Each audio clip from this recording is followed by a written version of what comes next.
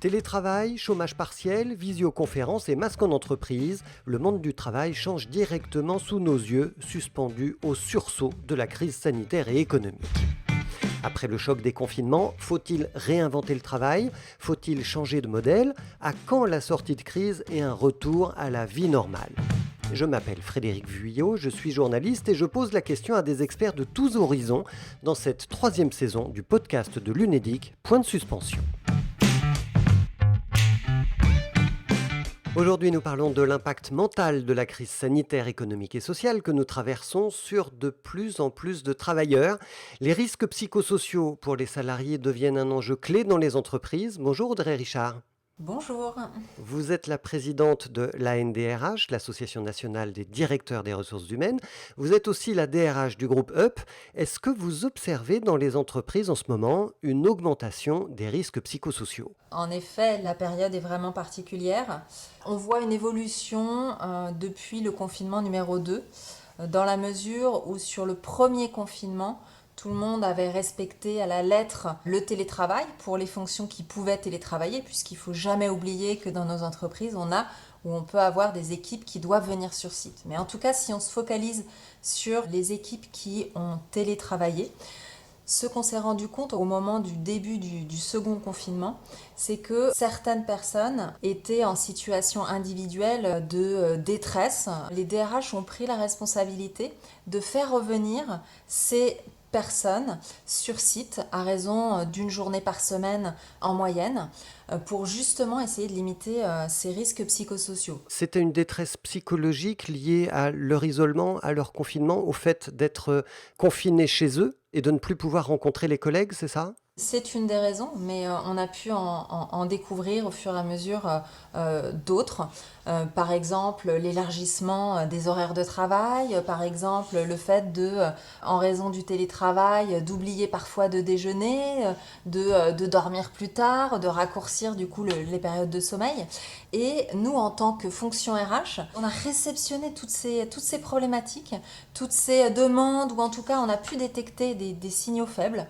Et donc, nous sommes intervenus en tant que DRH et nous sommes intervenus aussi au niveau de l'ANDRH, de notre association, pour essayer de donner des consignes, aider les RH dans leur pratique pour justement faire passer un certain nombre de messages.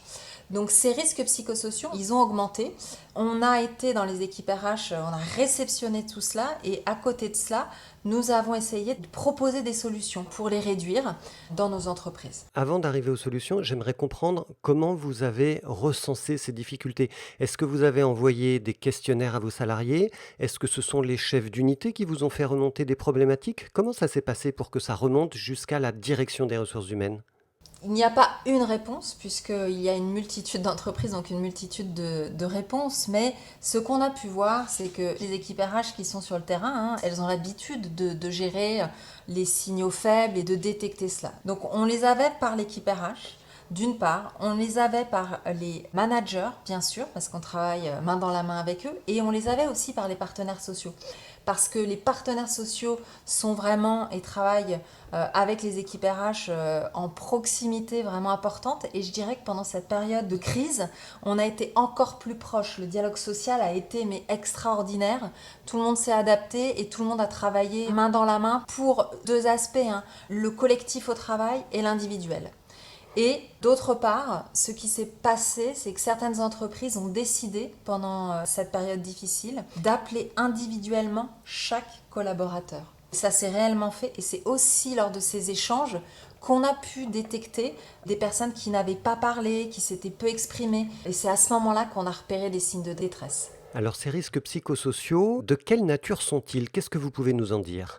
Donc une multitude de signes qui sont causés ou qui étaient causés par l'isolement bien évidemment, par le manque de collaboration, par les problématiques autour des outils, alors qu'ont été assez vite solutionnés par les entreprises, mais sur la dotation d'outils ordinateurs simplement, outils collaboratifs. Donc il y a eu du stress engendré par ça aussi. Qu'est-ce que vous en faites? Comment est-ce que vous affrontez ces risques? Comment vous les traitez dans l'entreprise? Quelles réponses on peut apporter dans les entreprises en général face à la montée de cette forme d'angoisse au travail? Tout d'abord, je crois qu'il y a un élément très important, c'est le manager. Le manager est clé dans le dispositif. Et pendant cette période, beaucoup d'entreprises ont formé les managers, d'une part sur le management à distance. Et ce qu'on voit en ce moment, c'est que les formations évoluent un petit peu sur des formations managers autour de la détection de signaux faibles.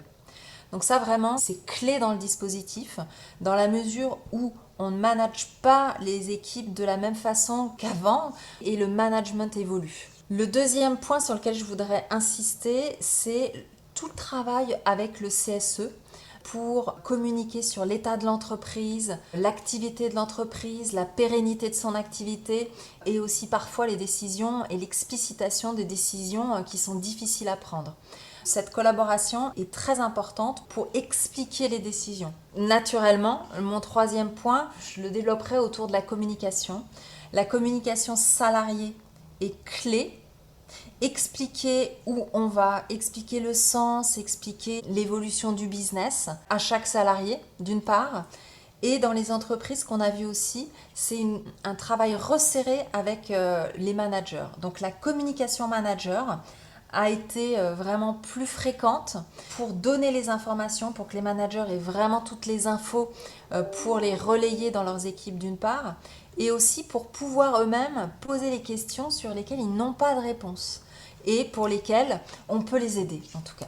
Vous diriez qu'on ouvre une nouvelle page dans les méthodes de management aujourd'hui dans les entreprises ? Complètement. Le management hiérarchique, je pense qu'aujourd'hui, il est dépassé dans notre environnement français. Et en tout cas, aujourd'hui, on mise davantage sur un manager qui fait confiance, un manager qui donne de l'autonomie, de la flexibilité et qui est en soutien de ses équipes. Comment est-ce que vous pensez que les entreprises et leurs DRH appréhendent aujourd'hui cette nouvelle situation née de la pandémie qui bouleverse complètement nos représentations du travail ? Le lieu de travail demain n'est plus le même qu'hier, dans la mesure où on sait qu'aujourd'hui on peut travailler correctement en télétravail, bien sûr pas 5 jours sur 5. Ce qu'on préconise notamment à la NDRH, c'est plutôt d'être en télétravail sur 2 jours et 3 jours sur site. Donc cela a un impact sur le lieu de travail parce que demain, on ne va pas venir au travail pour travailler tout seul dans son coin. On va venir au travail pour collaborer sur un projet, partager, échanger, venir chercher de la convivialité. Et d'ailleurs, contre toute attente, c'est intéressant parce que précédemment, les équipes demandaient d'avancer sur le télétravail et avaient plutôt la volonté de rester à domicile. Aujourd'hui, on est sur une autre logique où les personnes nous demandent de revenir pour retrouver cette collaboration, ces échanges, cette convivialité. Et ce qui est intéressant de remarquer aussi, c'est que le site, le lieu de travail, peut aussi être vu comme un lieu de protection. C'est-à-dire qu'on peut aussi se dire qu'un collègue va repérer qu'un tel et un tel ne se sent pas bien et que donc on va lui apporter son soutien. On peut considérer que le lieu de travail va peut-être être aussi ou est peut-être vu comme un lieu de protection en cas de problématiques dans son foyer, etc. Donc nos représentations du travail, elles ont bougé, elles ont eu un impact sur ces 3 piliers, l'organisation du travail, le management et le lieu de travail.